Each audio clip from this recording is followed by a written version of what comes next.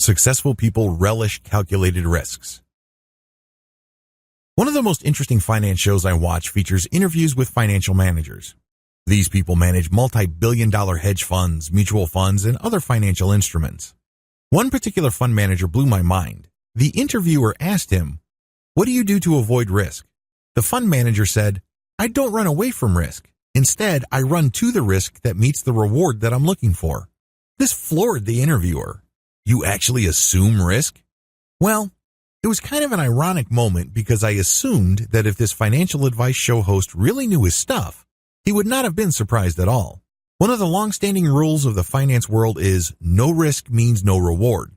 Put in another way, if you are looking for a high reward, you have to take on a lot of risk.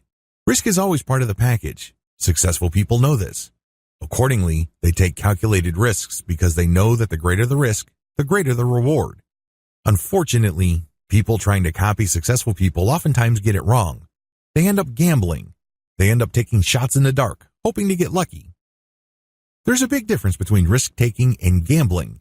Risk-taking only happens when you're properly educated about what you stand to gain and what you stand to lose, and the probability of that loss. When gambling, you're just focusing on odds, and that's all you pay attention to. When you take calculated risks, you look at what's currently happening, what could possibly happen, and make strategic decisions. The good news is that the more educated you are about the move that you are about to make, the lower your risk. You can't entirely make it go away, but you can manage your risk. Successful people always find ways to assume more risk while managing it. They actively seek risk. They run to it. They don't run away from it. Eventually, they keep repeating this over and over to achieve impressive results, and they begin to control risk. They always have a plan B. Maybe this takes the form of insurance. Maybe they hedge their bets, buying different types of companies in different industries, or they buy different asset classes. For example, you could be buying risky stocks, but offsetting it by buying government bonds or investing in local real estate.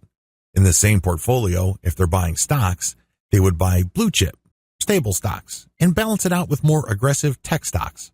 Regardless, successful people relish calculated risks. Risks do not stop them in their tracks.